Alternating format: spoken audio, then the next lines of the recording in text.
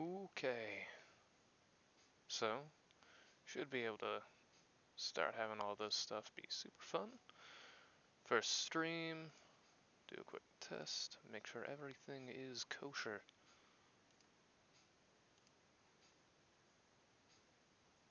Should be live on here? That's not good. Hey, there we go. And we're live. Oh. Alright, so for all the 0 people out there listening, watching, this is an iPhone 6s battery replacement, as well as a note from the customer that they recently got their device repaired somewhere else, not our fine establishment, and that it is having problems with the home button. That problem basically just means that, well, I'm going to be spending time sitting down, checking out, seeing if I can catch what's actually wrong with that, and maybe I'll be able to fix an extra problem for him while I'm inside. So, as with all iPhones, first and foremost, open this baby up, unscrew the pentalopes at the bottom of the device. Make sure to set them aside somewhere so you don't wind up losing them.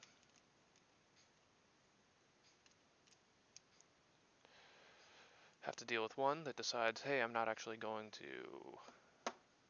leave my enclosure. Tools, pry tool. And, okay, no, there's a swedger right there. So, now, shimmy it in just the tiniest little bit underneath the screen. Flipping it upside down works wonders, as that helps you get a good angle and lets you have gravity work with you for the repair. Now then, let's see what's going on here. This is a very known bad battery. We tested it and it was only like 30%. You know, a third of its original capacity. So let's get started. Remove the connectors on the battery.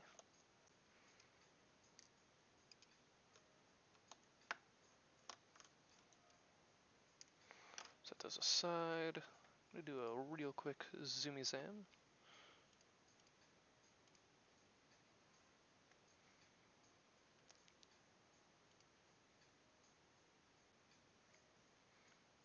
It's down here,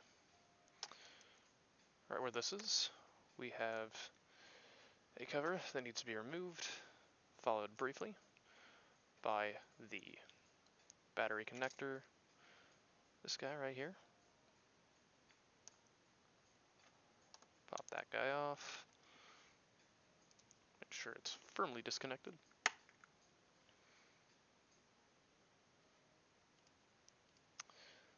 Now that that's taken care of, let's see what else I've got to do here.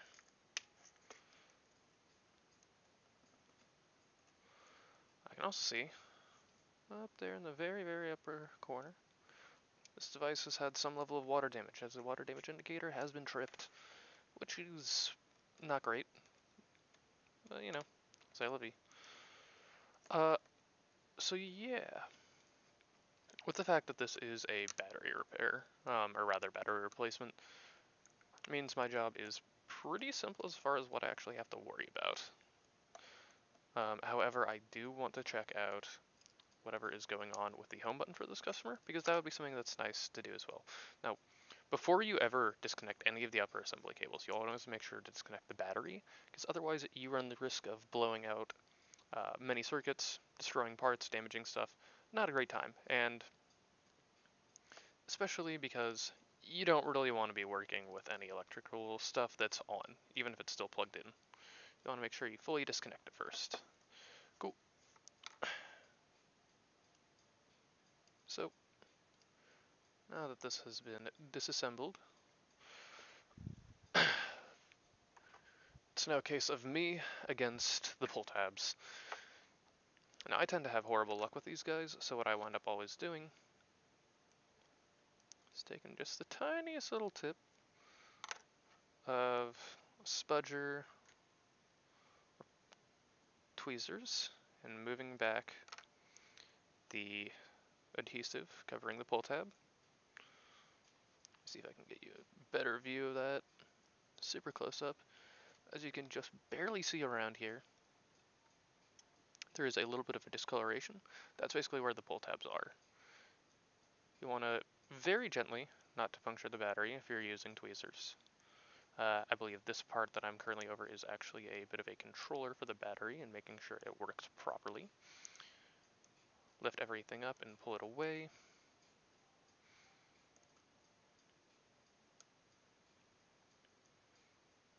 Same for the other half of the tabs. Okay, cool. Now what I like to do is pinch the bit of adhesive with tweezers and then spool it back and wrap it around the tips of the tweezers. This gives you a really, really good hold on it. It means it's a lot less likely to snap. Pull at a very slight angle. Basically at a, well, not so much slight, but about 45-degree angle from where it normally rests. And keep pulling it back gently all the way back. And just like that, you have now managed to remove one of two pull tabs. The obvious downside here is that I gotta shunt it off. Same thing with the second pull tab, mainly because holy cow, Pride of Shame is not fun if you can't actually manage to get the entire thing properly disassembled.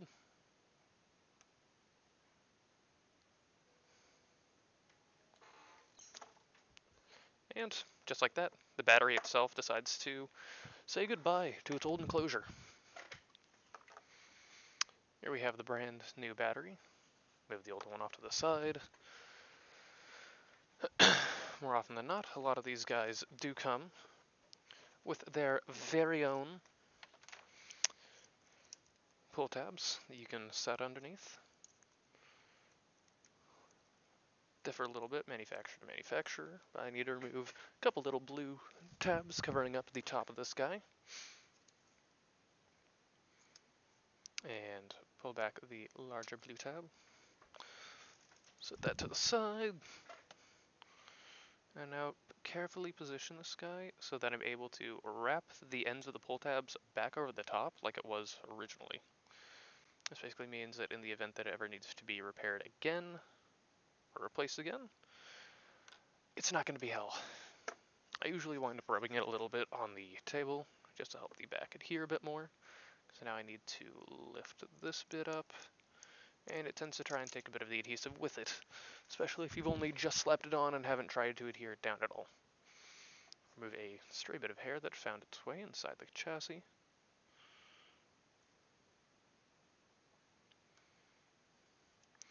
Get everything all nice and lined up. Make sure it can properly connect in. And then, voila, your battery is in place.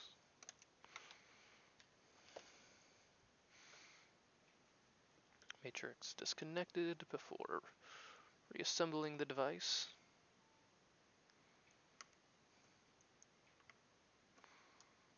Push that back down. Press power. And...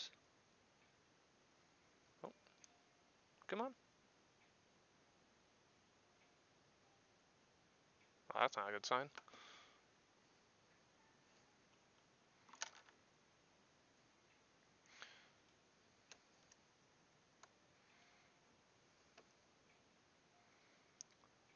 Now, is this just a dead battery?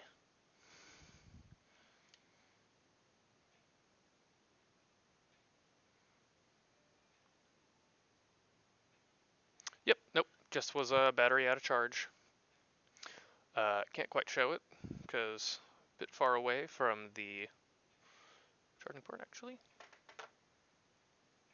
Yeah, a bit far away from the actual charging port, which is unfortunate. However, it is just a matter of needing to charge up a bit. Not a great situation, but hey, better than nothing.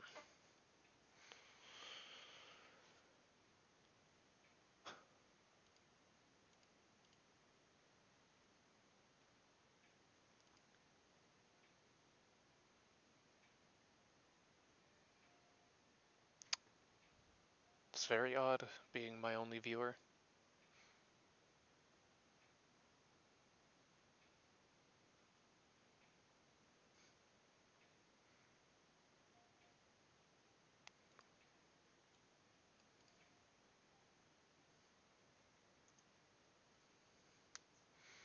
Organize everything off to the side.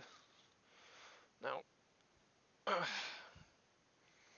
the one thing that does cross my mind as far as this goes is the fact that I saw water damage.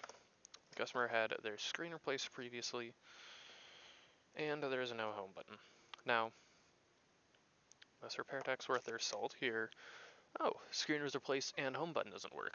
That probably means that the customer, or not so much the customer, but rather the previous repair tech, may have not have been of a, you know, super high quality. May have wound up damaging it at some point during their whole process, or it could be any number of other things.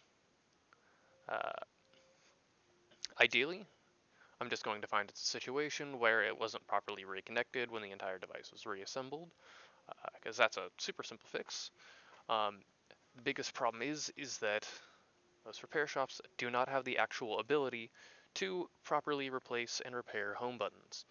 At least for iPhone 6 and later. I can't remember if the iPhone SE has the same problem or not. I want to say it does, because they were made at the same time.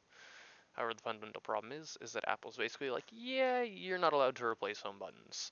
You can, and for the iPhone, for the 6 series, it allows you to still use it as far as the tactile version of it, being able to press down and get a response, unlock the screen, navigate, all that fun stuff. However, what you cannot do is use Touch ID, and that's a big problem that the customer had with this, was that he no longer had Touch ID. That's something where you can only really go and, you know, ask Apple, hey, would you mind fixing this for me? And I want to say it's something a little bit on the ridiculous side, like over $100. Um, if it's a case where the home button itself is actually kind of, damaged and unusable, then that seriously sucks, because that means there's not really much we can do.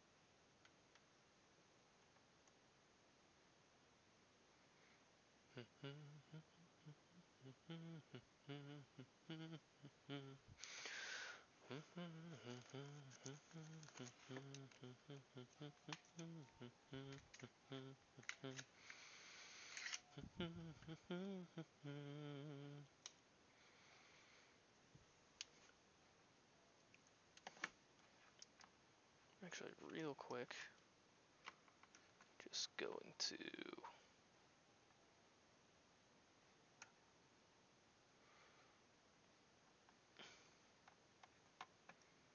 do a real quick test battery in here.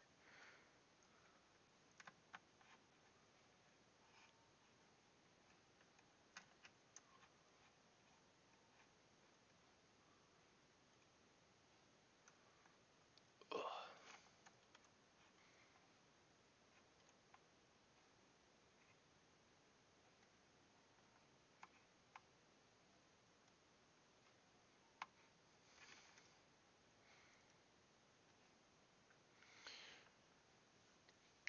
Yeah, so plugging in a different battery boots it up totally fine. This one actually has a decent amount of charge in it, which is all I wanted to really see.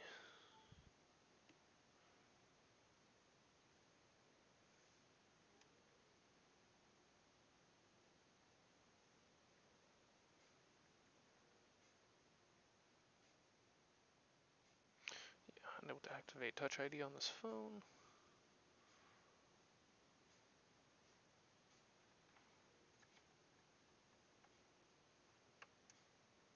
Quickly power it back down.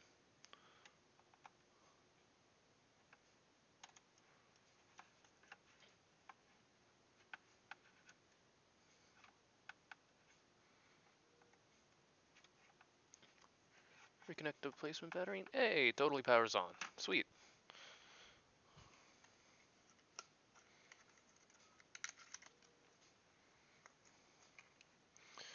If only I had a longer power cable. That would make my life much easier here. Let's see what percentage it is when it properly kicks on.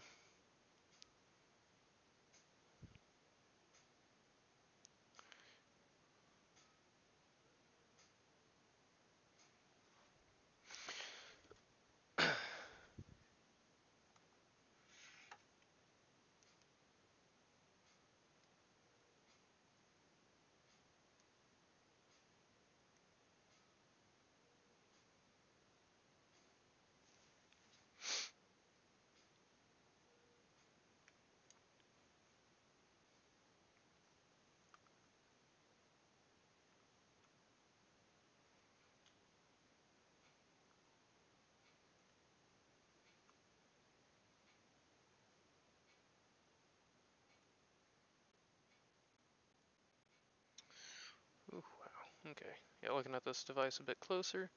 Good lord, I can see actually a fair bit of technician damage in here. And just general or player sloppiness. Ugh. Keep it in here until I can get it back on screen.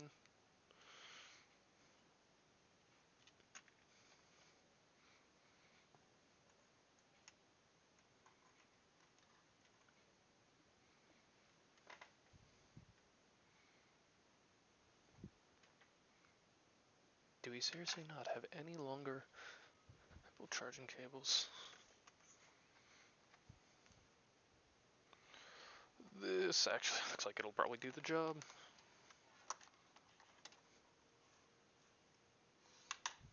Oh yeah, this one looks like it'll do the job very nicely.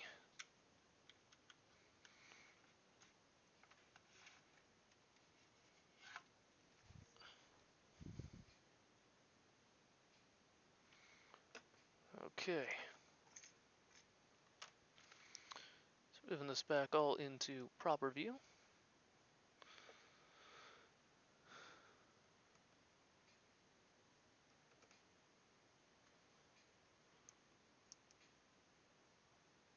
Sort of see it there in the light, but it is charging.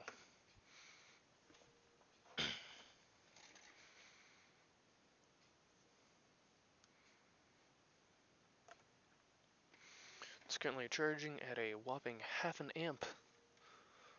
Call the presses.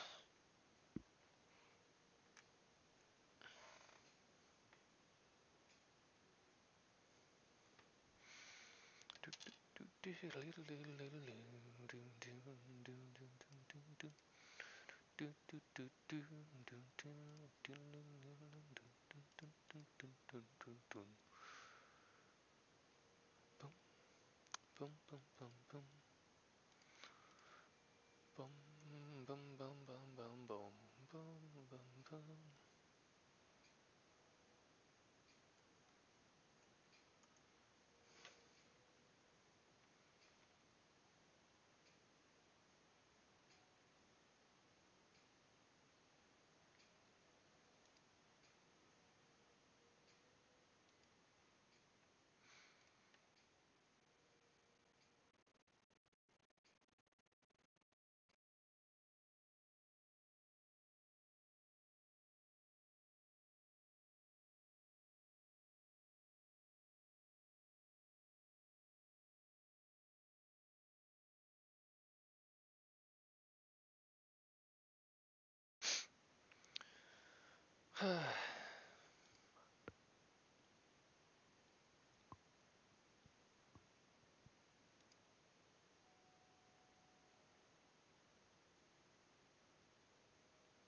Let's see here. Whew.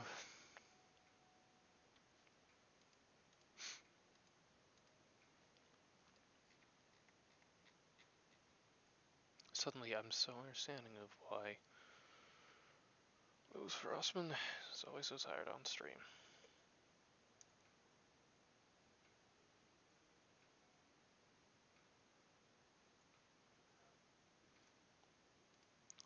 incredibly boring. Holy cow.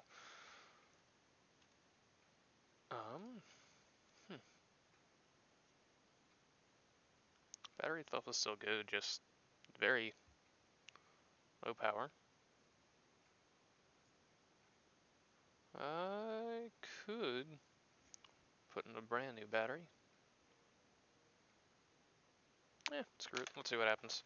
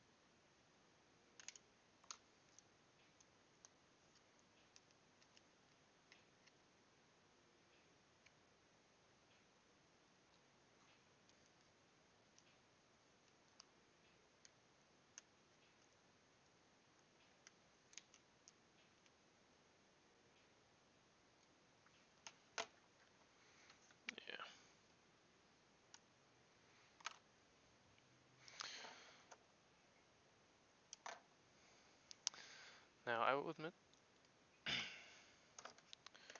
battery seemed good, so I did not think much of it. However, at this point, I think I'm going to quickly disconnect everything and just put in a much better, higher charge battery.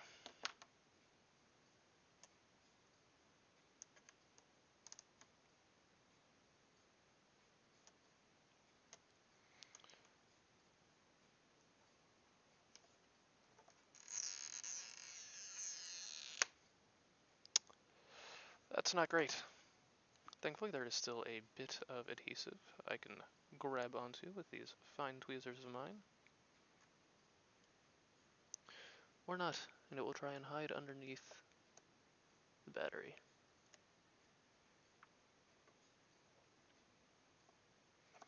Remember kids, slow and steady wins the race. Rushing will just get you broken pull tabs and sadness, as you suddenly have to do Prize of Shame.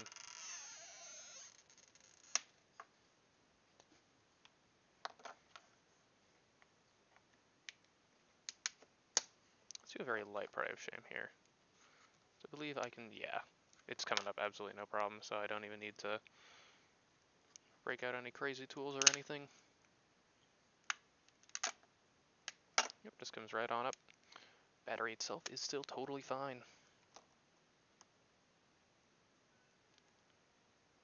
Just cleaning off a little bit of extra adhesive left over on there. Send that to the side. We have so many extra of these little pull tab setup guys that it's not even funny. So losing one of them is no big deal. Quickly repackage this.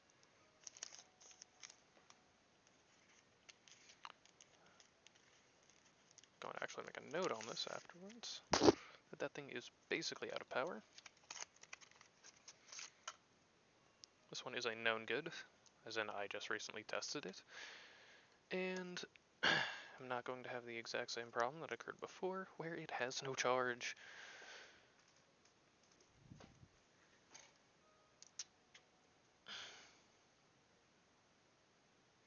Let's have a take two, shall we?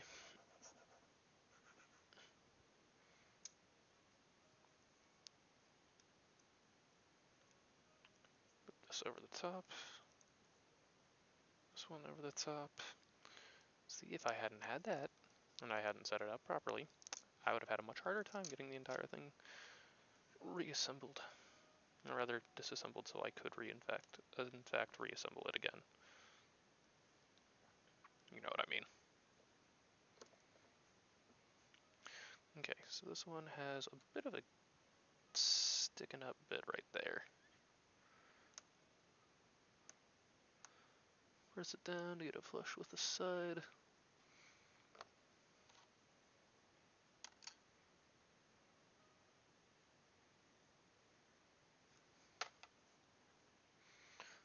reconnect the screen.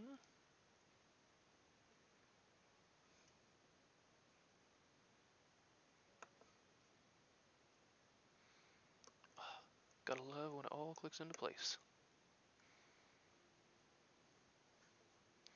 Someone has just texted me.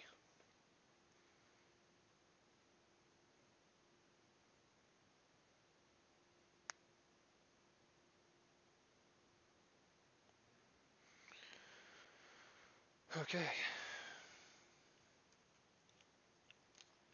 So let's set this to the side after that ever so slightly embarrassing situation. Quickly punch in passcode for the device. Touch ID, unable to activate Touch ID on this device. This is a situation where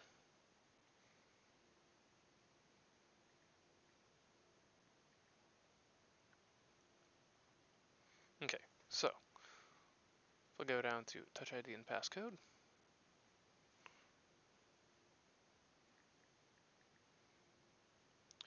If we go to say use Touch ID for iPhone unlock, failed, unable to activate Touch ID setup. Please go back and try again later. Cool. So what does that mean for us? So we know the battery is fine. Let's take a quick look at what's going on with the home button. Disconnect battery, disconnect all the fun little bits and pieces here and there. So,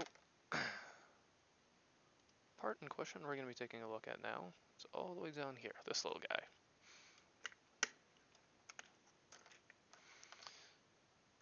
So what I'm expecting to see is something unusual here, something that I'm not used to seeing whenever I open this up.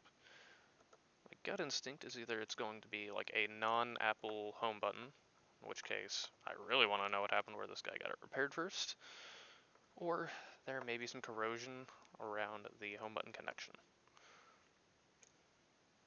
Second one sounds a little bit more likely. Okay, so yes, this does appear to be the original Apple home button. It's very hard to see here, but that little white dot on the screen is an Apple logo. Wish I had a higher quality camera.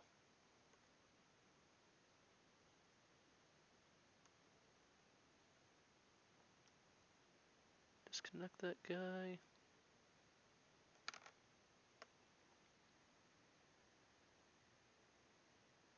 That all looks totally okay. Well, there's a little bit.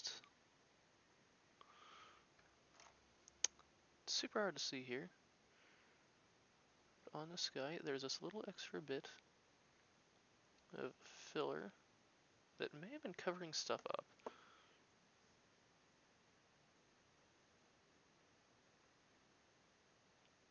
It was seemingly smushed into that corner. I'm going to quickly reconnect this guy.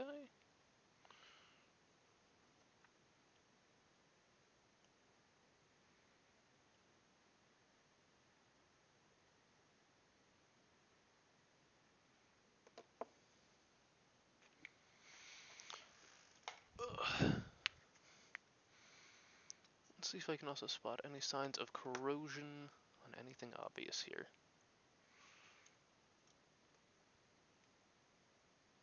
Yeah, so this is a non-Apple original screen. No signs of corrosion there. No signs of corrosion there.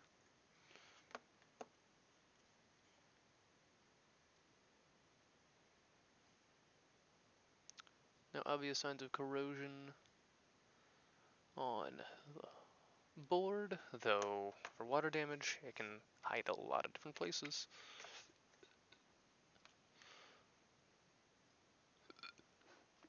Quickly reassemble this guy. Everything back in its place. Tucking this guy underneath the rear shield, making sure it sits snugly in there. And now that is the pentalobe screwdriver. Everything nice and back together.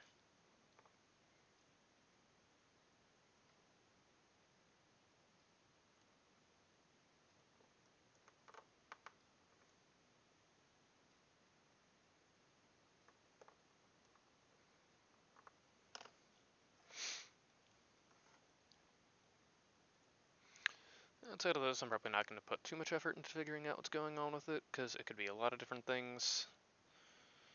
Best guess though, it may be water damage on the logic board, in which case, oh boy, that is not something I want to get into. Close this bad boy up. Power on.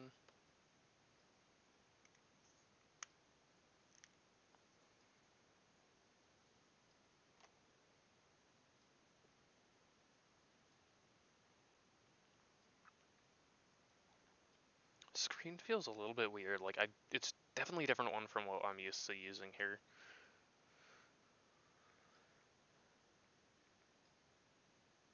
And okay, Touch ID, unable to activate Touch ID on this iPhone. Well, that's unfortunate. However, wasn't expecting much else there. Quickly reopen the sky, put back in all the screws and protective plates, and then close it up, call it a day. Well, at least as far as this phone goes. Hopefully right as I'm finishing this up, someone walks in the door and is like, hey, would you mind fixing my phone? And I will respond, yes, I would love to fix your phone for you. Fixing phones is what I do and what I do best. Always make sure you're putting the right screw back in the right hole. Keep them organized. For example, this corner is where the long screw always goes. If you put the wrong screw in there, and you wind up putting a shorter screw somewhere else, you are going to destroy the phone. Like, holy cow, you're going to destroy the phone. You can sort of see it right down there, right near the tip of my thumb is. Screw hole. Or rather, hole with the screw in it.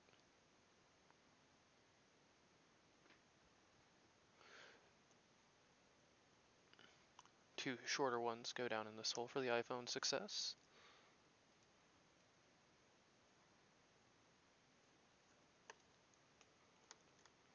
And finally, the second longest one goes directly across into the hole with the standoff screw directly underneath it.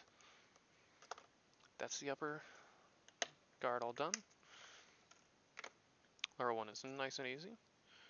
Well, I have the 4 screws in view right here. 2 of them are the pentaloops, so they should not be a problem. Accidentally ran away with one of the pentaloops. There's a shorter and a longer screw for this guy. Put the shield on backwards. This guy. Grab it here to show. There's that little bit of a dip on this here. Dip always goes to the upper right corner. Where the dip is where the shorter screw lives. And where there is no dip is where the longer screw lives, sort of matching up with how deep it penetrates into the logic board. Also, that is not fun for me to deal with when it decides, hey, I'm going to go attach myself to the speaker now. Put this guy in here. Screw it closed.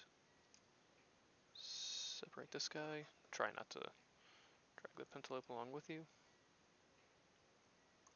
Put him into his proper little home.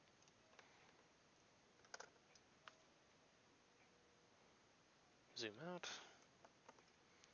Close this guy up. Make sure everything snaps into place. I think there's a bit of a rise, however, that was felt before I even started doing this, and that's just a problem with the previous repair on this device. Screw in the pentaloops, nice and tight.